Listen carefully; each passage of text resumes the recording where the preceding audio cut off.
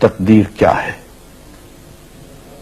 اگر سب کچھ پہلے سے ہی لکھا لکھایا ہے تو ہم اپنے اعمال کے ذمہ دار کس طرح ہوئے؟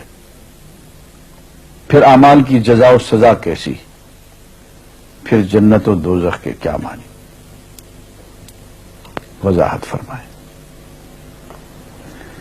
بھائی سچی بات یہ ہے کہ اس سوال نے ایک عرصے تک مجھے بھی ستائے رکھا، اور میں سوچتا رہا کہ اگر واقعی اللہ تعالیٰ نے پہلے سے ہی سب کچھ لکھ دیا ہے کہ میں اتنے بج کر اتنے منٹ میں بیٹھ کے یہاں پہ ایک لیکچر دوں گا، یہ تقریر کروں گا، اتنے بج کر اتنے منٹ پہ نماز پڑھوں گا، اتنے بج کے اتنے منٹ پہ فلاں کو گالی دوں گا، فلاں کو تھپڑ ماروں گا، یہ پہلے سے ایک میرا شیڈول مرتب ہے اللہ کے ہاں، لکھا لکھایا پروگرام چھپا چھپایا موجود ہے، میرے کا قصور؟ تو لکھنے والے کا قصور ہے؟ بات تو خطرناک ہے نا۔ تقدیر کیا ہے؟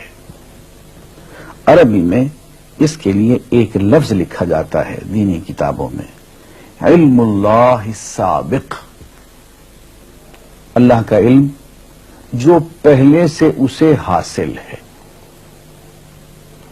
اللہ کو معلوم ہے کہ آج میں اتنے بج کر اتنے منٹ پہ اپنی مرضی سے، اپنے ارادے سے، اپنی آزادی فکر اور آزادی عمل پہ،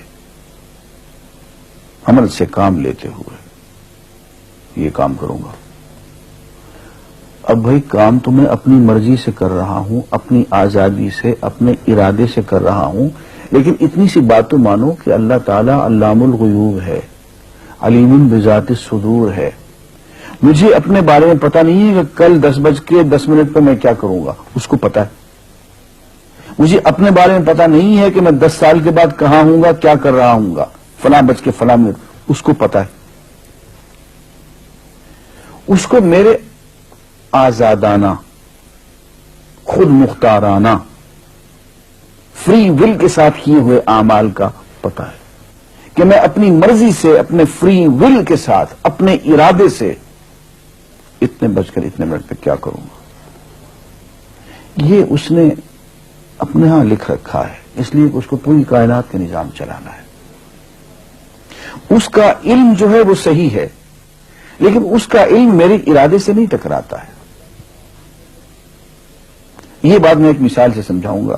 میرے ساتھ ایک واقعہ پیش ہو گیا، اس دن مجھے تقدیر سمجھ میں آ گئی کہ ہوتی کیا ہے۔ 1971 کی بات ہے کہ یہاں اکاؤنٹنٹ جنرل آفس میں ڈپٹی اکاؤنٹنٹ جنرل تھا۔ اس زمانے میں ایک مشہور نجومی تھا شیخ صادق، یہاں قلعہ گزر سنگھ میں رہتا تھا۔ وہ پتہ نہیں بیچارہ زندہ ہے یا فوت ہو گیا۔ انہوں نے دروازہ کھولا، میرے کمرے میں آ گیا۔ کہاں صاحب ہم آپ کی خدمت کرنا چاہتے ہیں، ہم آپ کو مستقبل کے بارے میں کچھ بتانا چاہتے ہیں۔ میں نے کہا بھائی میرے پاس فضول باتوں کے لیے وقت نہیں ہے، میں علم نجوم وغیرہ کو، اس قسم کے یہ فضول باتوں کو میں نہیں مانتا ہوں، مشغول آدمی ہوں، ان چکروں میں مجھے مت ڈالو۔ انہوں نے کہا سر مجھے صرف 1 منٹ تو آپ دے دیں۔ میں نے کہا ہاں 1 منٹ دیتا ہوں۔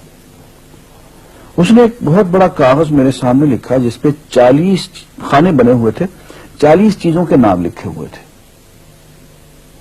مختلف چیزوں کے نام، کتاب، قلم، اینک، کاپی، دوات، پینسل، میز، بادل، برکھا، مسجد، مندر، ایسی ایٹ رینڈم چیزوں کے نام، 40 چیزوں کے نام لکھے ہوئے تھے۔ انہیں کہنے صاحب آپ ان میں سے کسی ایک چیز پہ انگلی رکھ دیں یا اس کا نام آپ اس کاغذ پہ لکھ دیں۔ اور مجھے یہ کہتے کہتے اس نے ایک پیس آف پیپر میری میز سے اٹھایا اور اس پہ کچھ لکھا اور اس کو یوں الٹا کے رکھ دیا۔ میں نے کہا تم نے یہ کیا کیا؟ کہنے لگے جی میں نے وہ چیز لکھ دی ہے، وہ نام جو ابھی آپ لکھیں گے۔ تو اب میں پریشان ہو گیا۔ تماشا کی بات ہے نا کہ جو چیز میں سوچ سوچ کے اپنے ارادے سے، اپنی مرضی سے ابھی لکھوں گا، اس نے پہلے جو لکھے وہاں رکھ چھوڑ دیے میرے سامنے۔ اب میں سوچ میں پڑ گیا کہ یار وہ چیز لکھوں جو اس نے نہ لکھی ہو۔ کبھی میں اس کا ارادہ کروں، کبھی اس کا ارادہ کروں، تنگ آ کے آخر میں نے کسی ایک چیز کو لکھ دیا، میری یہ ہے۔ اس نے جب وہ الٹایا تو وہ وہی چیز نکلی۔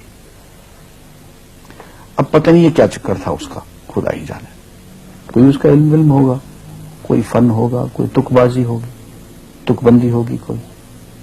لیکن اس دن مجھے پتا چلا کہ یار اس کو جو کچھ میں نے لکھا ہے اپنے ارادے سے لکھا ہے، اپنی مرضی سے لکھا ہے، اس سے پابند ہو کے نہیں لکھا.